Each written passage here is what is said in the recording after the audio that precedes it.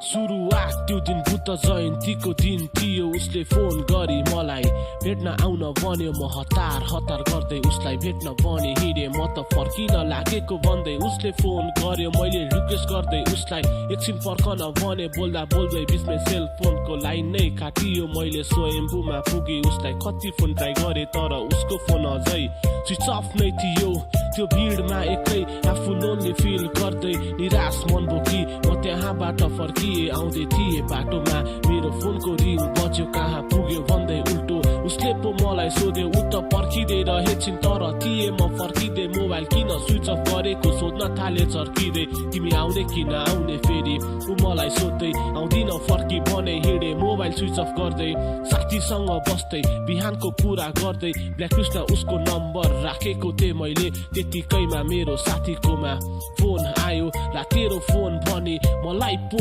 थमायो मैले हेलो मात्र भने थिएँ उ जोरले करायो ब्ल्याकलिस्टमा उसको किन नम्बर राख्या उ रिसायो एक्कासी सब शान्त भयो झगडा गर्दा गर्दै उसले मलाई प्रेम प्रस्ताव राखिदियो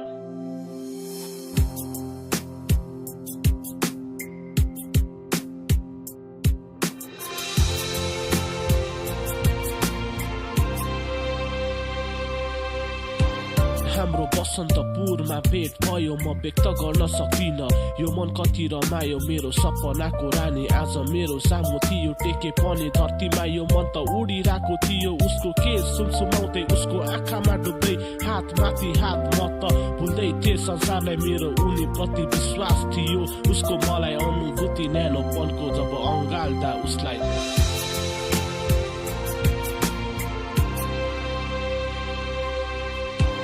बिहानै उसको मलाई फोन आयो म त घुम्न जाँदैछु भन्ने बहाना बनायो आज नभेट्ने रे क्या बोर हुने भयो सरप्राइज भन्दै उ त मलाई पो भेट्न आयो छिटो आउन भन्दै चोकमा उ एक्लै मलाई नै कुर्दै अनि मेरो बाटो हेर्दै फुत्तसी रक्फाले हतार मुख पखाले आफलाई ऐना मानिहाले उसलाई भेट्न कुदिहाले उ हल्का शर्मायो यो मन थोरै डरायो दुवैलाई थाहा थियो अब किसको पालो थियो उ रिसाउने पो हो कि उसलाई नराम्रो लाग्छ कि यस्तै सोच्दै थियो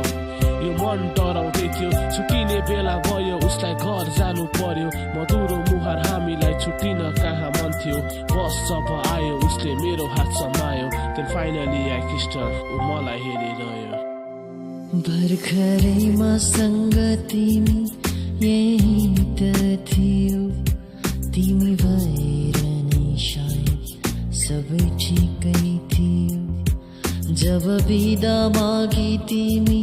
फर्किन लाग्यो अनि बल्ल मेरो मनमा केही हुन थाल्यो एक पलमै शून्य भयो एक्लै हराए जस्तो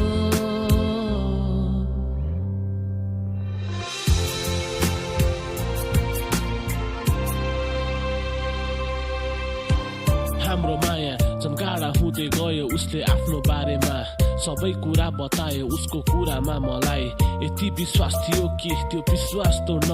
कसैले सक्दैन थियो म उसको कुरामा झन् मस्त हुँदै गए उसको मायामा त झन् म लट्ट हुँदै गए म त सोच्दा पनि उ बाहेक केही सोच्दिनथे उनी मेरो खुसी उनको माया मात्र म चाहन्थे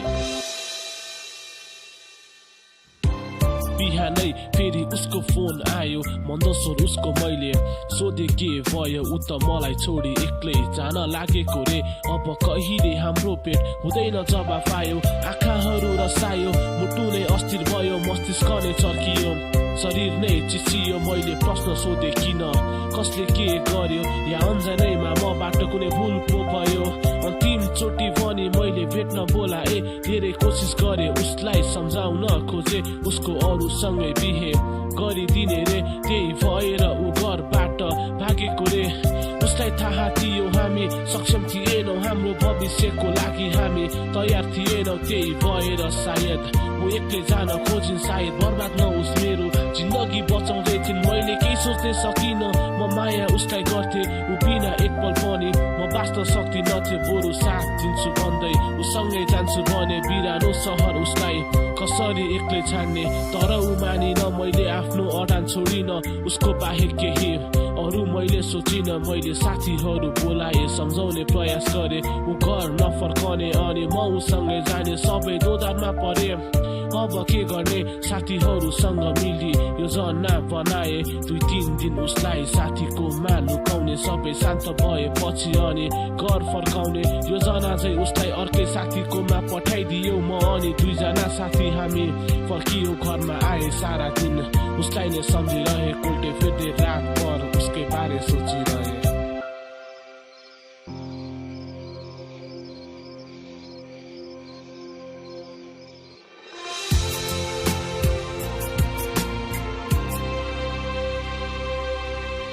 सबेरे उठी फेरि उसलाई भेट्न गए बाटोभरि केवल उसलाई नै सम्झिरहे जब म पुगे कुरा अर्कै हुन थाल्यो मसँग बिहे गर भन्ने प्रस्ताव पो आयो फेरि दोधारमा परे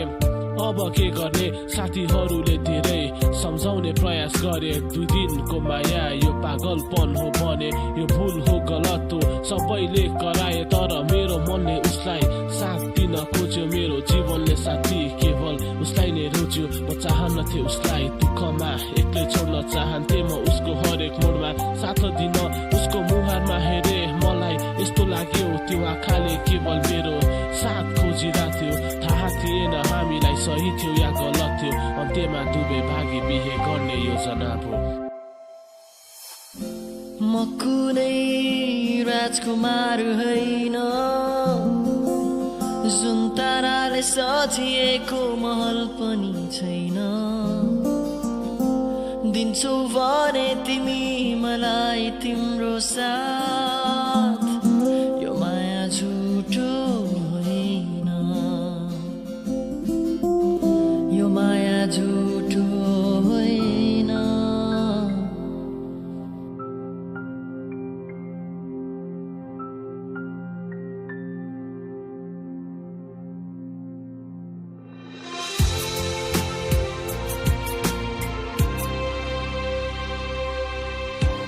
त्यो दिन ऊ केवल मलाई नै पर्खिँदै थियो लाग्थ्यो मेरो मनले पनि उसलाई नै खोजिरहेथ्यो लगन खेलको क्याफेमा हामी दुईको भेट पो नयाँ सुरुवात त्यो दिनदेखि हाम्रो सम्बन्धको हामी त्यहाँबाट गाडी चढी भक्तपुर पुग्यो हामीसँगै साथीहरू पनि आएका थिए त्यो चिसो हावा न्यानोपनको आवाज गर्दै उमङ्ग फरक अनुभूति म खुसी थिएँ भक्तपुरमा पनि मेरा साथीहरू थिए उनीहरूले त्यहाँ बस्ने व्यवस्था मिलाइदिए नयाँ सुरुवात हामीलाई शुभ कामना दिए सबै साथीहरूले सक्दो सहयोग गरे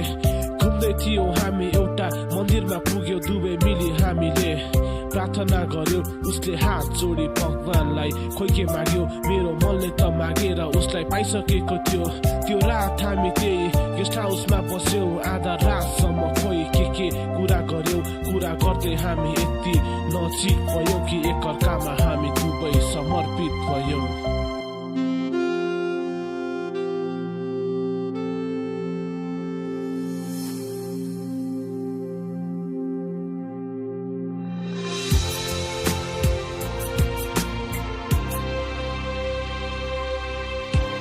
नयाँ ठाउँ वातावरणमा रम्दै एकअर्कामा हाँस्दै जिस्किँदै थियौँ हामी रमाउँदै त्यतिकैमा हामीलाई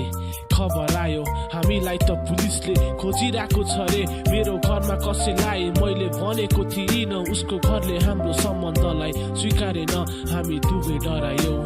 अब के गर्ने जे भए पनि हामी कहिले नछुटिने मलाई थाहा थियो मेरो घरले स्वीकार्दैन हाम्रो सम्बन्ध अनि मायालाई बुझ्ने छैन फेरि खबर मेरो घरमा पुलिस पुग्यो रे हामी भागेको कुरा घरमा थाहा भयो रे म डराए झन् अब कसरी घर जाने घरमा अब गएर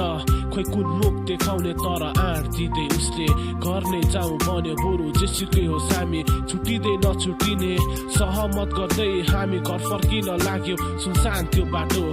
दुवै चुप थियो सबै साथीहरूसँग मिले हामी घर पुग्यौँ हातमा हात राखी हामी घरभित्र छिर्यौँ ढोका खोली हेर्दा त्यहाँ ठुलो भिड थियो अब के हुने हो यो मन डराउँदै थियो मुस्कुराउँदै बाबाले भित्र बोलाउनु भो हाम्रो सम्बन्धलाई त सहर्ष स्वीकार्नु पो भो म यति खुसी भए म व्यक्त गर्न सक्दिन तर उसको परिवारलाई यो राजी थिएन उसको ड्याडीले उसलाई फर्काउन खोज्नु भयो तर मलाई छोडी ऊ घर जान मानिन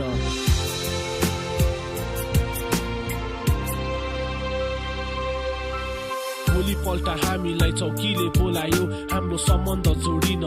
अझै बाँकी थियो उसको परिवारले मलाई केस हालिदिएको रहेछ हाम्रो मायाको त्यो सायद अन्तिम लडाई थियो उसको परिवारले उसलाई एक्लै बोलायो खोइ के कुरा भयो ऊ त रुन पो थाल्यो गहभरि आँसुले ऊ मेरो सामु आयो रुँदै उसले मलाई माफी पो माग्न थाल्यो मैले सोधे के भयो मेरो मन डरायो हाम्रो सम्बन्ध अब अघि बढ्दैन भने उसको परिवार मिलेर मलाई फसाउने रे मलाई किडन्याप केसमा 7 वर्ष जेल हालिदिने रे जेसुकै होस् मलाई आफ्नो मतलब छैन भने नडराउ भन्दै उसलाई सत्य कुरा गर्न भने उसको पाउमा परे उसलाई बिन्ती गरे उसलाई केही गरे पनि गुमाउन चाहन्थे म आतिसकेको थिएँ मुटु जोडले धड्किँदै थियो म बिना बाँच्न सक्छौ भुलिदेऊ उसले भन्यो बयान लिन हामीलाई छुट्टै कोठामा लगियो सजिलै उसले मलाई चिन्दिन भनिदियो रुदिन भन्थे रुवाई छाड्यौ तिमीले साथ छोडिदिँदा जिन्दगीमा एक्लो पर्यो कैयौं सपना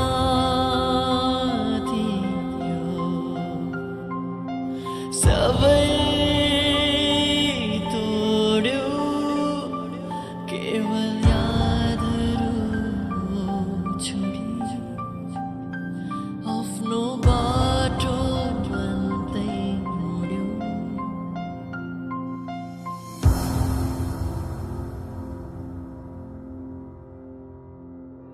आज हिँड्दैछु म एक्लै मेरो पाइलाहरू सँगै टाढा जान चाहन्छु त्यो अतीतलाई भुल्दै नआउने होइन तिम्रो याद आउँछन् प्राय सधैँ आउँछन् त्यही याद तर दुखाउँछन् अब कमै जति मर्नु मरिसके अब जिउन चाहन्छु जति रुनु रोइसके अब हाँस्न चाहन्छु तिमीलाई भेट्नु भन्दा पहिलेको त्यो बाटो फर्किँदैछु त्यो बाटोबाट अर्को नयाँ सुरुवात थाल्दैछु आजाद छौ तिमी यो मेरो मुटुबाट तिम्रो खुसी जिन्दगी तिमीलाई माफी छ भुल्न नसके पनि तिमीलाई सम्झन चाहन्न तिमी सही थियौ आज म बाँचिरहेको छु तिमी बिना म सक्दो